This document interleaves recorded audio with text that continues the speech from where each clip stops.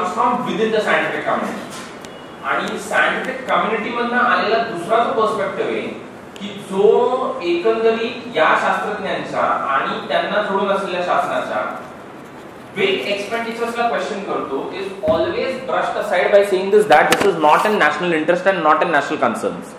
So साधारणपणे national concern essentially means spending a vast amount of money. The Mars mission is definitely a big question की do we really need it? What exactly is it going to do as far as we as a country are concerned? What new frontiers is it going to break into? पण त्यांचं the scientific community is hellbent on this. गेल्याशिवाय कळणार कसं की मिळणार काय? जायला तर पाहिजे, पण जाऊन तुम्हाला नवीन काय मिळणार की जे त्या आधीच्या 5 जणांना मिळालेलं नाहीये. So how do you justify this? बरं, you can never get any counter opinion to this for a simple reason. सगळी काउंटर ओपिनियन्स की जी अशा प्रकारचे प्रश्न निर्माण करतात की हे कितपत संयुक्तिक आहे, हे कितपत आपल्या गरजांना धरून आहे, अशी कायम ब्रशसाइड केली जातात, हे सांगत की ही लोक जे काही बोलतात नाही नॅशनल इंटरेस्ट मध्ये नाहीये. So national interest in the field of things like space science, in the field of the higher sciences is something that is defined by a very closed clique of people who are more or less always hell-bent on something called as big ticket expenditures and who do not entertain any other opinion. Interestingly enough, higher sciences and defense, the thing that is presently being talked about as far as this recent scandal is concerned, are two fields where they are steadfastly opposed to something called as reservations. I mean, I don't want to bring it to that level if at all that is the way by which somebody would argue against it. पण ही 2 ते 3 भारतातली अशी क्षेत्र आहेत की ज्याच्यामध्ये कसल्याही प्रकारची रिझर्वेशन्स लावली जात नाही, कसल्याही प्रकारची रिझर्वेशन्स मान्य केली जात नाही. आणि ही 2 ते 3 अशी क्षेत्र आहेत की ज्याच्यामध्ये मोठ्या प्रमाणामध्ये जो पैसा वापरला जातो तो सार्वजनिक निधी आहे.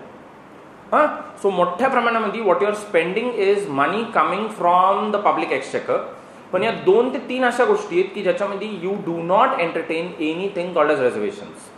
Now, the reason why I'm making that point, maybe it might sound to be a very easy sounding sort of thing that I'm trying to do, is precisely on account of this, that because you don't get anything that is going to go about opposing this demand, ki ho nahi, we should go ahead and spend this money. We should go ahead and put money into all of this. की सगळेजण मार्सवरती चाललेत, आपण पण मार्सवर गेलं पाहिजे, सगळेजण चंद्रावर चाललेत, आपण पण चंद्रावर गेलं पाहिजे.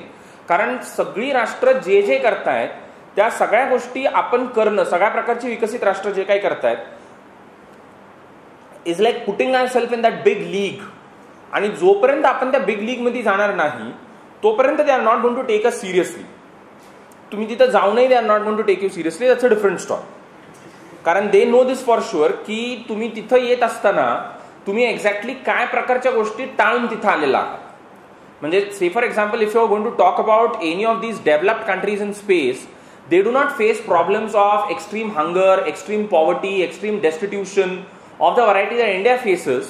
So in their case, they have sort of resolved a large number of these very basic questions before they are out in space.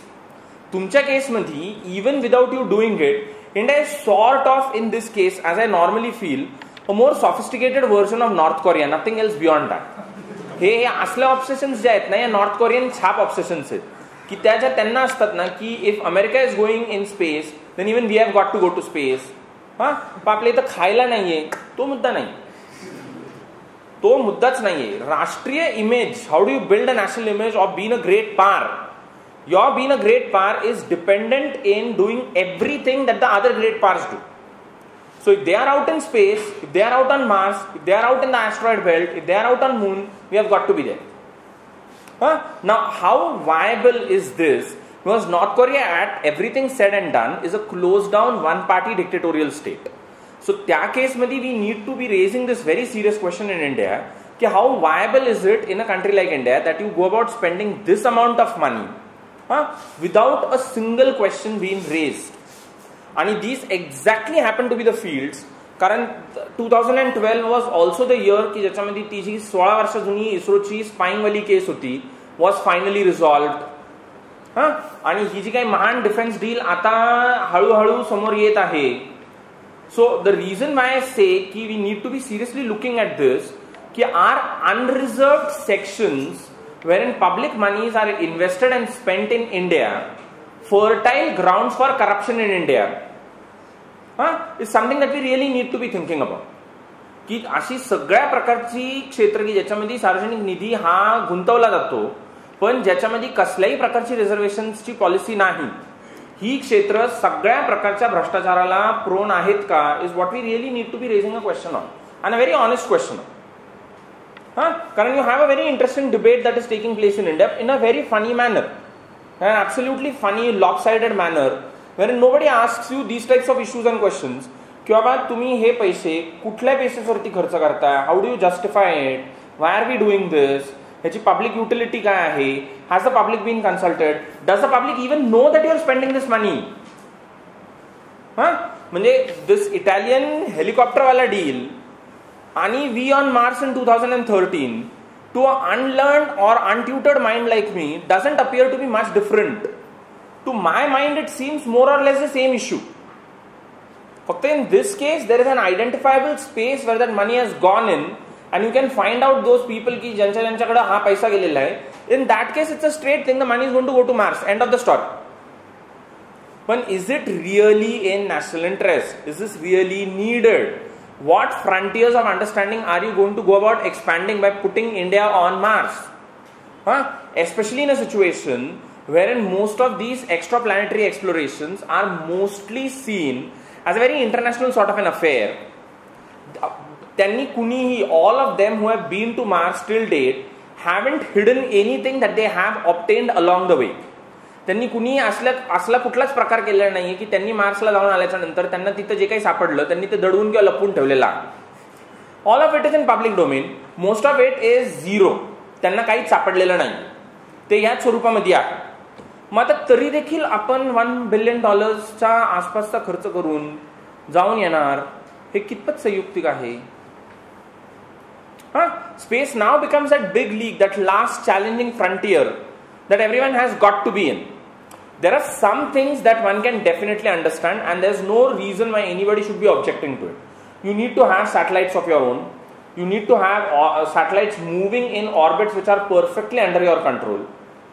Satellites for communication, satellites for detecting things. There is no problem as far as this sort of a thing is concerned because you know it enhances the quality of life back on Earth. So ह्या ज्या गोष्टी आहेत की ज्यांचा सरळ सरळ माणसाच्या जगण्याशी आणि त्या जीवनमानाला सुधारण्याशी संबंध आहे, त्या केसमध्ये one just doesn't have anything to grudge against. But completely pointless things like ते 2008 ला they went to moon, no one knows what did we achieve out of that. की असा चंद्राचा कुठला कोपरा राहिलेला आहे की ज्याच्यामध्ये there is something that is left for Indians to go and search for. बरं, they can come up with all those very high sounding scientific things की ज्यांचे possible applications would happen sometime 10 or 20 years down the line. म्हणजे तुम्हाला ते असे खूप detailed scientific report दाखवू शकतात की बघा हे आम्ही ह्याचा अभ्यास केला, ह्याच्यातनं हे डेव्हलप केलं. हो, हे सगळं बरोबर आहे, पण ह्याची माझ्या आयुष्यामध्ये उपयुक्तता ही माझ्या आयुष्यामध्ये ऍक्च्युली उतरायला अजून 10 ते 20 वर्ष लागणार आहेत. माझ्या आयुष्याची आत्ताची जी गरज आहे ती त्याच्यापैकी काय याच्यातनं पूर्ण झालं, तर त्याचं उत्तर नाहीये. उत्तर साधं असतं. प्युअर सायन्सेस असं नाही करतो, तुम्ही सारा समजून घ्या. प्युअर सायन्सेस हे कसं असतं की बाबा we have to keep on working on it, you have got to be patient. I can't show you a application out of pure sciences immediately as of now. I am yet working on it. बरोबर ना, चांगलं आहे ना, we are not objecting to anything. But as I said, my untutored, unlettered mind has two small problems. They are doing all of this in the West. त्याच्यातनं ते जे काही technologies develop करणार आहेत, they are not going to oppose you having access to those technologies if you are in a position to pay the right price for it.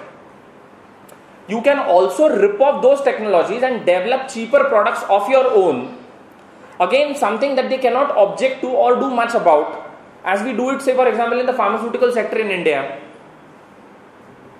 इथे लक्षात. आणि दुसरं ज्याची तूर्तास कसल्याच प्रकारची ऍप्लिकेबिलिटी नाहीये, then what on earth are we doing with that? So one does agree that pure sciences are absolutely essential in the development of human understanding, both of the self as well as the universe in which man finds himself. There's absolutely no problem about that. The problem is, how do you convince a population that has pressing needs in the present that this sort of a research is going to come up with something that is going to help you 10 or 20 years down the line. बरं, अगदीच स्पष्टपणे सांगायचं, गेल्या 60 वर्षामध्ये या देशाच्या scientific fact सेक्टरमध्ये जे जे काही खर्च झालेले आहेत त्याच्यातला थेट जनतेशी संबंधित असलेल्या बाबी यांचा त्या अर्थाने जर तुलनात्मक अभ्यास केला तर त्या फारच कमी आहे. सो टू बी व्हेरी, आणि जे लार्ज स्केल ऍप्लिकेशन मध्ये आलेले आहेत त्या गोष्टींवरती फारसे खर्चच झालेले नाही. Those are things which came at hardly any cost to the exchequer. So in that sort of a situation, big ticket plans of this Mars variety are really things that we need to understand as to what exactly is their applicability, why should we be doing it, what sort of competitive flag flying are we interested in. की त्यांनी जाऊन त्यांचा झेंडा लावला, आपण आपला पण जाऊन तिथं लावणं गरजेचं आहे. But it's plain and simple. Just as they don't take North Korea seriously, they are not going to take you seriously. There's no reason why they are ever going to take you seriously. ते north कोरियाला seriously घेत नाहीत, ते इराणला seriously घेत नाहीत, ते तुम्हालाही seriously घेणार नाहीयेत. त्याच्यामुळे what exactly are going to achieve at the end of the day. So I have my own issues regarding it की बाबा how does one explain these types of expenditures though it sounds very beautiful on paper. आणि जसं मी म्हटलं, मी जेवढीही information गोळा करायचा प्रयत्न केला, I ran into that sort of a situation wherein most of the information is purely technical. And then most of the information keeps on telling you a plain simple thing. National interest मध्ये गरजेचं आहे. पण national interest हे define कुणी करायचे? अर्थात तुम्ही करू शकत नाही, कारण तुम्हाला प्युअर सायन्सेस कळतच नाही. सो जिथं तुम्हाला प्युअर सायन्सेस नावाची गोष्टच कळत नाही, जिथं तुमची प्युअर सायन्सेस मधली ट्रेनिंग शून्य आहे, तिथं तुम्हाला याच्यातल्या कुठल्याच गोष्टी समजू शकत नाही. बरं, आम्ही तुम्हाला त्या समजवण्यासाठी काही प्रयत्न करतोय का? तर आम्ही त्यासलेही कुठलेही प्रयत्न करत नाही. So in that sort of a situation, all that I understand is plain and simple. की बाबा ही जी 2-3 राहिलेली क्षेत्र आहेत ना, which are away from the purview of something called as reservations, they should be promptly brought under something called as reservations.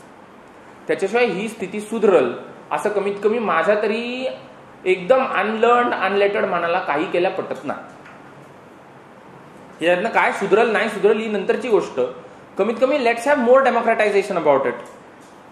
The idea of corruption is that it leads to furthering of democracy, as Ashish Nandi has told us. मग आता ह्याच्यामध्ये देखील होऊन जातात ना त्याचं लोकशाहीकरण, हे तरी कशाला बाजूला ठेवायचं. So defence procurement beautifully done between everybody all over the place. Such a lovely system की every 20 years you get a new case coming up. आणि अर्थात त्याचा असा अर्थ नाही की between Bofors and Agusta there was nothing that happened. Between Bofors and Augusta, there's quite a lot that has happened. The only thing is it didn't get detected along the way, and now it has got detected, that's all. And the detection did not happen at your end, the detection happened at the Italian end, because the Italians have a problem with their companies, that's all. आणि आपल्या इथं तरी कुणीही तसं बोललेलं नाही. अर्थात अशी भूमिका जी आहे ही घेण्यासाठी तसाच महान मनुष्य असणं गरजेचं आहे. The former Italian Prime Minister, who is presently in the running for next month's election, Silvio Berlusconi, said it in so many plain simple words. At the international level, arms sales do involve bribing all over the place. Plain and simple. He should understand this better because he has run government for a long period of time. Post-war Italy मध्ये possibly the first Prime Minister of Italy to complete a full 5-year term in office. त्याच्यामुळे आम्ही अनेक वर्षांसाठी सरकार चालवलेलं आहे. आम्ही एक मोठे उद्योजक देखील आहोत आणि आम्ही प्रॅक्टिकली ज्यावेळेला सरकार चालवायचो त्यावेळेला इटलीतला सगळा मीडिया जो आहे हा आम्ही आमच्या उद्योग समूहातले जे काही मीडिया विंग्स होते त्याच्या पूर्णतः घासात घालून मोकळे झालेलो होतो. त्याच्यामुळे when it comes to media, government and business, nobody but Silvio understands this well की जगभरातले अशा प्रकारचे व्यवहार हे पैसे दिले घेतल्याशिवाय घडतच नाही. त्यामुळे भारतात कुणीही त्याच्याबद्दल असं बोलत नाही. Everybody is trying to like push up the envelope in the opposite direction. आम्ही नाही ते एनडीएच्या वेळेस झालं, आम्ही काही केलं असेल, तुम्ही काय केलं. पण त्यांनी किती प्रामाणिकपणे एकदम सरळ साफ नाही घडू शकत असले व्यवहार. जगभरामध्ये तुम्ही कुठेही जा, defence deals do involve this sort of what are called as facilitation charges. हे मूर्ख सरकार त्याला असं म्हणतात. They believe this is something called as corruption. It's not corruption, these are purely facilitation charges. which you have to pay if you have to push a certain deal in a certain direction. You don't pay it, you're going to land in trouble. तो किती प्रांजळ आहे, किती स्वच्छ आणि निर्मळ मनाचा मनुष्य आहे. That's the reason why the Italians love him so much. He is so straightforward with such things. And look at the Indian end. Everyone who is sitting in it, none of them fall into that category of what Ashish Nandy at Jaipur identified as the corrupt in India. None of them. म्हणजे यांच्यापैकी जेवढेही भारतातली सगळी character आहेत त्यांच्यापैकी कुणी आदिवासी नाहीये, कुणी दलित नाहीये, कुणी ओबीसी नाहीये. आणि डीलचं प्रमाण बघा आमचं काय. तर आता उघडं ओपन करून टाका, जाऊ दे म्हटलं तर काय करायचं. मग हे उगीच हे बरं डिफेन्स, सायन्स अँड टेक्नॉलॉजी हे नॅशनल इंटरेस्ट मध्ये क्लोज डाऊन येतात. This is something called as national interest, as if everything else is not in national interest and we can have everything else under reservations because it's not in national interest. पण हे कसं आहे, हे राष्ट्रीय हितसंबंधार्थ. What do you mean by national interest? Who defines it? Who exactly derives benefit out of it? विचारावं ना. आता मला वाटतं आली, we should be talking about such issues now, loud and clear, without being bothered about this. Ki if I ask these types of questions, of course at the most what you can do is त्या article 124 of the Pinal code जे आहे ना, 124A, charges of sedation, हे तुम्ही राष्ट्रीय हितसंबंधांवरती प्रश्नचिन्ह विचारता म्हणजे तुम्ही राष्ट्रद्रोह करता. तुम्ही याच्या पलीकडे काही करत नाही. ठीक आहे, even running that danger you should be raising this question. In a country which has such profound problems, how do you justify sending out a mission to a stupid thing called as Mars for $1 billion? What exactly does the nation stand to gain out of it? It's high time that this question has to be raised. Yete lakshat. So as far as I could go through all of it, this is what I could come up with. I don't know as to how good or bad this is, because at the end of the day, public investments in science and technology should have a public utility, because that's the only basis on which they can be justified. There is no other rationalization except for something called as public utility. And public utility always has to be defined in those old utilitarian businesses as they used to do it in the 19th century, the greatest good of the greatest number of people. This cannot be about advancing the frontiers and horizons of understanding of a small section of the Indian scientific community which is incapable of putting this across to a larger section of Indian society. म्हणजे तुमचा fundamental problem इथपासून सुरू होतो की तुम्ही जे काही करताय ते तुम्ही इतरांना साध्या सोप्या भाषेत समजून पण सांगू शकत नाही की तुम्ही एक्झॅक्टली काय करताय. We are in a lovely country wherein the government spends billions of dollars every year on these cutting edge science and technology businesses, wherein the common public is so untutored to something called as pure sciences. जिथं common understanding आमचं permanently त्याच लेवलला राहतं. तुम्ही काही पण नवीन दाखवा, आम्ही तुम्हाला तिसऱ्या क्षणाला सांगू शकतो हे वेदांमध्ये आहे. Third, you come up with any new innovation, the third minute we can be in a position to tell you, हाय हे आपल्याकडे पूर्वीपासून आहे. मग what are we doing exactly with it now? This is a level of understanding in this country. A large section actually believes in this, कि the West isn't doing anything new when it is developing science and technology. हे आपल्याकडे पूर्वीपासून असंच आहे. आणि दुसऱ्या बाजूला you have a scientific community that keeps on spending billions of dollars of public money and a fundamental problem called as communicability. That you cannot communicate the profound truths of science is some problem that the Indian scientific community should actually ponder over.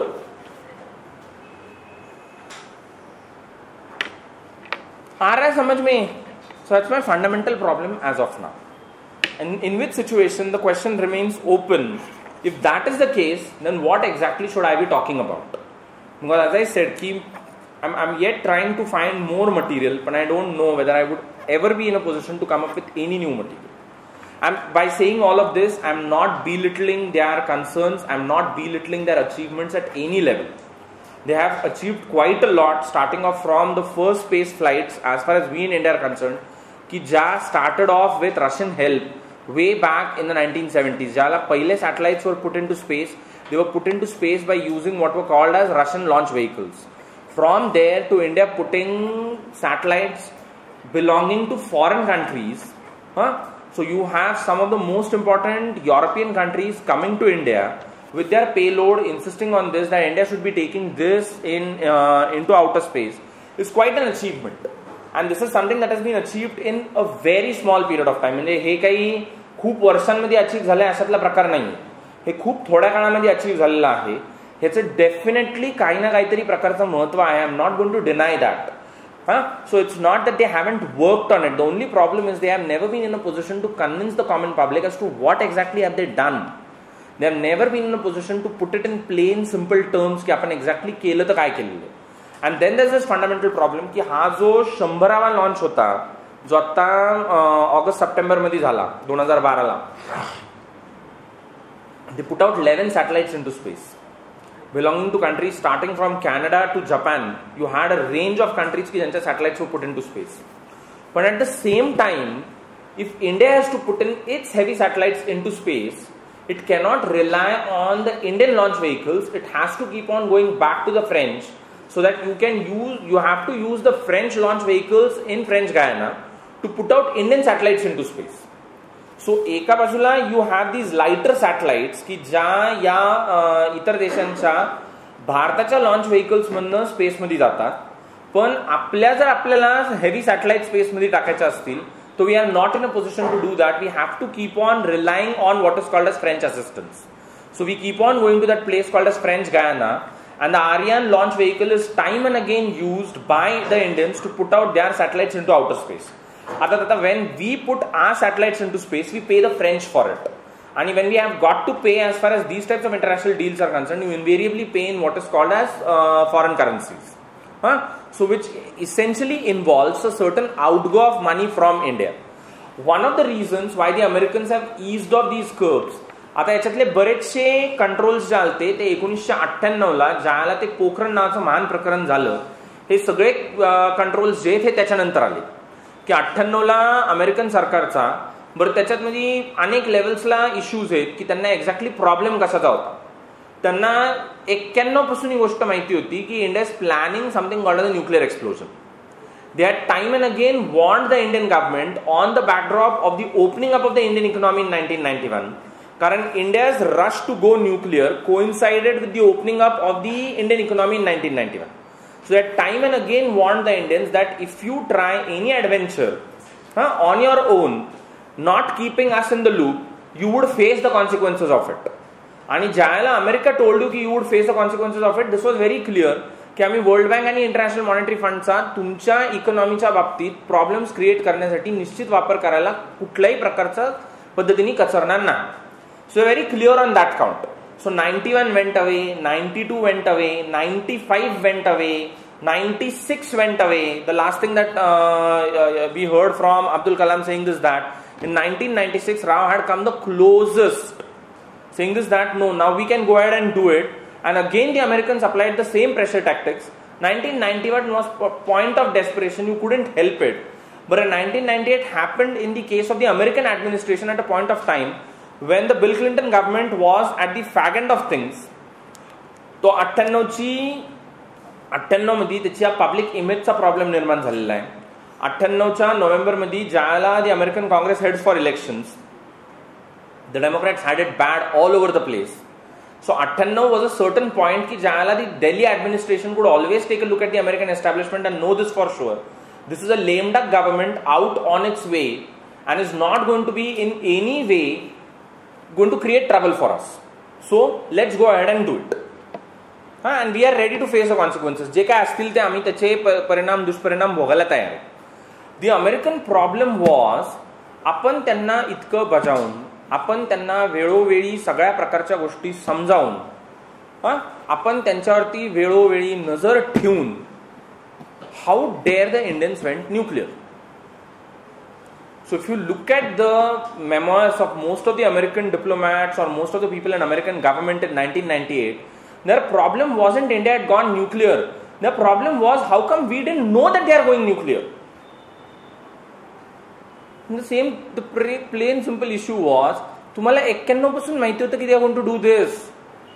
आम्हाला 91 माहिती होतं, पण आम्ही 91 त्यांच्यावरती ज्या प्रकारचा वचक बसवलेला होता त्याच्यामध्ये आम्हाला कायम असं वाटत होतं की ते आम्हाला टाळून पुढं जाणार नाही. 98ला they bypassed everything and they sort of fooled us, completely fooled us. So त्यांना जो प्रचंड राग आलेला आहे तो राग ह्याचा नाहीये की तुम्ही न्यूक्लिअर गेले, त्यामुळे प्रचंड राग आलाय तो राग ह्या गोष्टीचा आहे, आपल्याला कळालं कसं नाही की दिस is what they were doing. How didn't we ever detect this that this is what they are planning? And in that fit of rage, you had a range of sanctions imposed on this country. And again, it might sound very seditious, exposing two plain simple things as far as we in India are concerned. The low levels of development of science and technology in India, and the complete dependence of the Indian scientific and technological community on something called as the United States. की ज्या प्रकारचा गोंधळ हा 98च्या नंतर पासून साधारणपणे पुढची 5 ते 7 वर्ष होत राहिला. मामला सीधा झालाय 2006 ज्यावेळेला India American nuclear deal opened up all manner of avenues of cooperation between the Indian and the American scientific and technological communities. So the India American nuclear deal जी आहे is responsible for things been put back on track. And you look at the range of areas which they have opened up for cooperation. Everything, agriculture आहे, industrial cooperation आहे, quality maintenance आहे, metrological department आहे, you name it, we have put everything into it. So 98 पासून 2006 पर्यंत आमची जी काही चलबिचल चाललेली आहे की काहीतरी, पण that itself doesn't it expose की आपला level of development as far as these sectors are concern हे किती लो आहेत, आणि 2 हे किती अमेरिका डिपेंडेंट आहेत. अमेरिकन त्या अर्थाने वेस्ट डिपेंडेंट, कारण this is not purely about the United States, this is also about a range of other countries in the west who are allies and friends as far as the Americans are concern. So आपण काय level पर्यंत in the development of science and technology in this country are dependent on the west is what these 8 years clearly go about proving. And then in 2006 things go back on track, things go back to normal and everything opens up, thereby creating a feeling as far as we in India are concerned ki no, everything is all right and things can go back on track. त्याच बरोबरीने the third big thing that it points out is the international nature of the development of science and technology all over the world. No longer can you do that as was done in the 19th century by insisting on this that हे या क्षेत्रातला research किंवा हे या क्षेत्रातलं संशोधन ही आपल्या राष्ट्राची मक्तेदारी आहे. तुम्ही जर आजच्या काळामध्ये विज्ञान आणि तंत्रज्ञान या दोन्ही गोष्टींचा जगभर चाललेला विकास जर बघितला तर त्याच्यामध्ये अशा प्रकारची राष्ट्रीय मक्तेदारी नावाची गोष्ट आता उरलेली नाही. Things might happen in laboratories which are located with in countries, but things invariably happen at the level of what is called an international cooperation. Most of the scientist working in all of this are scientists that keep on moving all over national frontiers and borders, are people who do keep on treating each other as not members of a national community but as members of a scientific community. So ते तुमच्याकडे बघत असताना ते तुमच्याकडे या नजरेने नाही बघत की हा नायजेरियन सायंटिस्ट आहे किंवा घानियन सायंटिस्ट आहे. No, you are someone who works in atmosphere physics, plain and simple. So त्या अर्थाने आताच्या क्षणाला होत असलेला या क्षेत्रातला जो विकास आहे तो मुळातच काय लेवलला ट्रान्सनॅशनल आहे is what this entire thing proves to us and is what it keeps very straightforwardly in front of us. आता हे स्वीकारायचं का नाही स्वीकारायचा तुमचा मामला. आता त्याच्यातनं असं जर वाटून घ्यायचं असेल की नाही पण आपला जो काही विकास आहे तो काही फारसा झालेला नाही, तुम्हाला जसं मी म्हटलंय तुम्हाला जर तसं फिलिंग येणार असेल तर it's up to you. They are not worried about this. They are not going to stop the ways in which they are doing it. No work in pure science or in applied technology all over the world as of now takes place in what are called as strictly national frontiers. The national frontier has long been transcended. It's not how this happens. Neither at the level of materials nor at the level of innovative minds are you straight jacketed by something called as a nation. Science is evolving at a level wherein the nation has long been left behind. तो ते मागच्या वर्षीच असलेलं ते God पार्टिकलचं प्रकरण असो किंवा कुठल्याही गोष्टी असो, you are no longer talking about the nation. The nation is sort of a secondary thing as far as all of this is concern. मग त्या केसमध्ये मार्चवरती जाऊन अपना तिरंगा फहराएंगे नावाची जी आयडिया आहे how much good or bad it sounds, again it's left open for all manner of debate, की कितपत चांगलं किंवा कितपत वाईट आहे, कितपत शहाणं किंवा कितपत बावटाचं लक्ष नाही. It's plain and simple. Now the reason why the Americans have come back to us, A is on account of this entire business, की ज्याच्यामध्ये 2006च्या नंतर cooperation starts getting normalized. B, as I said, for the Americans and for the West, a major thing in which they are dealing with India is the cost factor. की ठीक आहे, तुमच्या heavy सॅटेलाइटसाठी तुम्हाला आमच्या तंत्रज्ञानावरती अवलंबून राहायला लागते, इथपर्यंत ठीक आहे. पण ह्या ज्या आमच्या लाइटर सॅटेलाइट्स आहे, ह्या जर आम्ही आमच्या स्पेस स्टेशन्समध्ये ऑर्बिटमध्ये टाकायचं ठरवलं, तर in our case some or the other the cost are very high. पण हेच जर आम्ही इंडियन सॅटेलाइट्स लॉन्च व्हेकल्सवरती सोपवलं, तर the cost dramatically go down. There is something that the Indians are doing by way of what is called as replacing a certain range of processing and components which are costly in the west with a range of things in India which do not cost you all that heavy. So त्या केस मध्ये the American idea is, can we capitalize on these prices and costs? म्हणजे the reason why they are interested in this cooperation with us is not because की त्यांच्यामध्ये असं काहीतरी एक अत्यंत मानवीय वृत्ती जागृत झालेली आहे की भारताच्या विज्ञान आणि तंत्रज्ञानाचा विकास व्हावा. नाही, इट्स प्लेन अँड सिम्पल की अशा पद्धतीने if you pull India into the loop, it results in what is called as lowering of cost as far as launching of our satellites are concerned. की जशा सगळ्याच प्रकारच्या गोष्टी या भारतामध्ये स्वस्त असतात, आणि त्या जर भारतात केल्या तरच त्या स्वस्त असतात. त्या जर भारताच्या बाहेर केल्या, भलेही त्या भारतीयांनी करू, त्या परत किंमत कॉस्टली होत जातात. सो त्या केसमध्ये the American concern is, now they have proven this की they are not some sort of Iran. They have proven this, that they are not interested. The American problem was, is India interested in exporting its nuclear know-how to countries that do not have it and thereby cause what is called as proliferation. की तुम्ही तुमच्याकडे असलेलं जे काही आण्विक तंत्रज्ञान आहे, कारण भारताला 2001 मध्ये अशा खूप सुंदर सुंदर आयडिया सुचलेल्या होत्या की ज्याच्यामध्ये we were in a plan. आता that plan even stands now. I don't know where have they finally worked it out as of now. मला आता त्याची स्टेटस माहित नाही. पण आमची आयडिया अशी होती, इंडोनेशिया, मलेशिया, ब्राझील, अर्जेंटिना अशा दक्षिण गोलार्धातल्या गरीब देश आहेत की जे स्वस्तामध्ये न्यूक्लिअर रिॲक्टर्स मिळतात का हे शोधत फिरतात. आणि आपल्याकडे असे न्यूक्लिअर रिॲक्टर्स आहेत की जे साधारणपणे बरेच जुने आहेत, and we need to dismantle them, replace them with new age reactors. And if we are going to dismantle them, it's not a bad idea that we go about selling them to these types of poor cousins in the south. So the Indian government's idea was, we will do this. ह्याच्यात काहीच problem नाहीये. South south cooperation आपला जुनाच मंत्र आहे. The American problem was, you better desist from doing it. कारण by doing this, what you are trying to do is, you are trying to in some way increase that scope of what is called as proliferation. आता त्याच्यात luckily enough मार्ग एक जो सुंदर बाहेर निघाला तो असा होता की the Brazilians and the Argentinians signed up to the NPT and the CTBT saying this that we are not interested in something called as nuclear weapons. आम्हाला कसल्याही प्रकारचे न्यूक्लिअर वेपन्स नकोय, आम्हाला कसल्याही प्रकारच्या न्यूक्लिअर वेपन्सची भविष्यात देखील अपेक्षा नाही. पण we are positively investigating into the possibilities of using atomic energy for the purposes of electricity generation. So आपला एक मार्ग सोप्पा तिथं झाला जिथं ज्या राष्ट्रांना या प्रकारच्या गोष्टींमध्ये इंटरेस्ट होतात त्याच राष्ट्रांनी एनपीटीवरती सह्या करून टाकल्या, की ज्याच्यानंतर India could take a very positive position saying this that look we are not in a mood to proliferate. So what happens is 1998 to almost 2006 we are on a certain sort of tutorial की ज्याच्यामध्ये the Americans are trying to convince themselves की India is not the bad child of the world nuclear family. की आता तुमची इच्छा असो अथवा नसो, you have gone in for your nuclear test, you have to be accorded the status of what is called as a nuclear power. आता याच्यामध्ये ज्या ज्या प्रकारची आडकाठी निर्माण करता येईल ती या लेवलला निर्माण करता येईल की वेगवेगळ्या प्रकारचे आण्विक तंत्रज्ञान आणि वेगवेगळ्या प्रकारची आण्विक materials in the form of uranium, thorium या ज्या सगळ्या गोष्टी आहेत याचे सप्लाईज काय पद्धतीने तुम्हाला रिस्ट्रिक्ट करता येतो.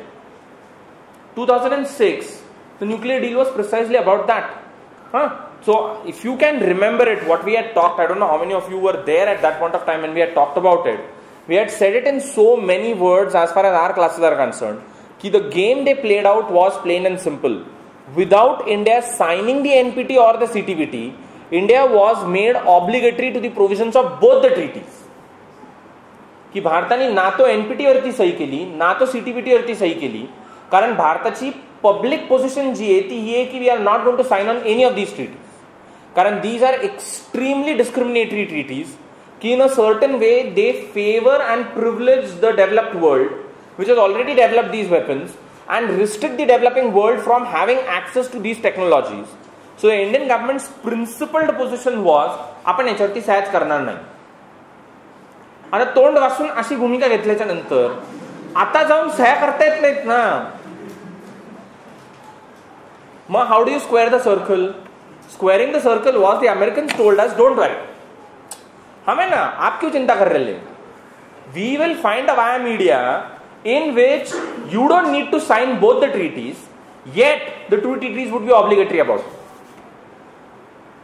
The way of doing it was the Indo-American Nuclear Deal of 2006, ki ज्याच्यामध्ये India was strictly under an obligation to segregate its civilian nuclear program from its military nuclear program, place all the civilian reactors under what is called as International Atomic Energy Agency supervision mechanism. The military ones are not at all going to be placed under anything of this. But the problem with the military ones is nobody knows where the military reactors are. Nobody is even aware of this, whether India does have something called as military reactors. The Indian government's stated position is we are yet to develop them. Kadi vicharu naka. We have already developed our weapons. These have already been subjected to a military application. They already army च्या control खाली आहे. त्याच्यामुळे now the next stage is developing our separate military reactors. That would happen eventually.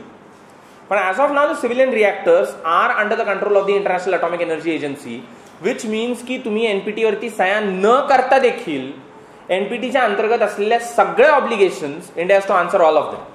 So you know for sure की India is not going to go about playing mischief. मग म्हटल्याच्या नंतर आता काहीच फायदा नाही की भारतावरती तुम्ही वेगवेगळ्या प्रकारचे रिस्ट्रिक्शन इम्पोज करा. If they have proven capacities of bringing down cost, better ideas let's work with, and they have proven capacities, त्याच्याबद्दल कसलाच डाऊट नाही. We have a very strong proven capacity. तुम्ही काही वेस्टमध्ये डेव्हलप करा, आपण बरोबर हुबेहूब त्या प्रकारची गोष्ट त्याच्या 1 किमतीला नाही डेव्हलप केली तर सांग, आपला कॅपॅसिटीच आहे. पण two things. One, you first develop it in the West. Don't ask us to develop it. We are not going to do that. You first develop it. You put it out in the public domain. Then we'll do our job. पण आम्हाला fundamental प्रश्नच पडत नाहीत ना. आपण कसे, आपण एका सर्वज्ञ संस्कृतीचे पाईक आहोत की जिच्याकडे सगळ्याच प्रश्नांची उत्तरं ही अनादी अनंत काळापासून अस्तित्वात आहे. मग म्हटल्याच्या नंतर आपल्याला कुठलेच प्रश्न पडू शकत नाहीत. प्रश्न पडल्याशिवाय the frontiers of science can't be expanded. The frontiers of science get expanded purely on the basis of raising questions about everything that you have around you as of now. म्हणजे आपली राष्ट्रीय मनोभूमिका ही सर्वसाधारणपणे अशी असेल, सर्व प्रश्नांची उत्तरे वेदातच आहेत आणि त्याच्यामुळे काही करायची गरज नाही, एकच गोष्ट करायची, गो बॅक टू द वेद. मग म्हटल्याच्या नंतर म्हणून तुम्ही आधी डेव्हलप करा. 1 किमतीला आम्ही डेव्हलप करून दाखवतो का नाही बघ. What would we substitute? You don't ask us that question. Some processes, some mechanisms, some components will definitely adapted to the Indian situation, whereby we would drastically bring down all costs. So now the American problem is, how do you keep away from a country like that, especially in a situation wherein all the others have trooped in. म्हणजे बाकीचे सगळे गेले, Japanese गेले, French गेले, कॅनेडियन्स गेले, Australians गेले, आता आपणच काय असं घोडं मारले की त्यासाठी आपण मागं राहिलं पाहिजे. म्हणून the idea was shifted from one list which belongs to the state department, under which it is prohibitive for India to engage in exports about these technologies with the United States, to a list which belongs to the Department of Commerce, की ज्याच्यामध्ये this can be easily exported. That's what the American president does, because of which you get that article in the front line की जी गोष्ट was on a restricted list belonging to the State Department, ज्याच्या अंतर्गत this cannot be exported by the United States government, and the United States government cannot let any American firm do that, and it was supposed to have. I think this is well known, I need not even reiterate the point. Everything connected with space is normally designated as a dual use technology. Current everything connected with space, just as it has something called as a civilian application, it also has a military application. So if you are in a position to put a satellite out into space, you are equally in a position to put out a missile into enemy territory. Current the same technology which puts a satellite out into space, the same motors are needed to fire a missile into enemy territory with a certain amount of payload. Of course, we can't do a chemical or a biological one because we have already signed up to those conventions. We can do a conventional one and we can do a nuclear one. But about a nuclear one, we are committed that we are not going to be the first users of anything called as nuclear technology. So we are left only with what is called as delivering a conventional payload. So just as you can put out a satellite into space, you can also put something called as a missile into enemy territory with the same motors. So कारण ह्या technologies ज्या आहेत या दुहेरी वापराची तंत्रज्ञान आहेत, या दोन्ही पद्धतीने वापरता येतात. म्हणून ज्याला तुम्ही 98ला ते दिवे लावून आलात त्याच्यानंतर दिस वॉज व्हेरी क्लिअर की India needed to be slammed with sanctions, कारण India now has the nuclear payload. So the only way by which you can stop it is from getting access. Now the one interesting thing that we are doing in this country, because that is something that happened in early 2000, the Americans finally prevailed upon the Russians to stop India being supplied with what are called as cryogenic engines. Engines which are needed to do two things at one and the same time. Again, put satellites into space with a much more larger speed as well as much more better comfort. It plays with all those fuels which are used. त्याच्यामुळे तर cost अजून पण कमी होतं. And the second big thing was cryogenic engines are also required to put out nuclear missiles. So finally they went up to that level, and one of those rare cases in which the Americans and the Russians cooperated. कारण there's a very strong situation की ज्याच्यामध्ये ते दोघंही कधी एकमेकाशी असल्या गोष्टींबाबत cooperate करत नाही. पण that happened when the Boris Yeltsin government was on its last days and the Putin government was clearly on the horizon. So त्या काळामध्ये झालेली गोष्ट होती की ज्याच्यामध्ये the Russians accepted this American idea की India cannot be given something called as cryogenic engines. The Indian government's response was, we'll develop ours. You don't give it to us, fine. हम लोग अपना develop करेंगे. And lo behold, they did develop theirs. So आता we do not need cryogenic engines from anyone. We have our own technologies as far as cryogenic engines are concerned. We are in a position to do everything that the Russians and the Americans can.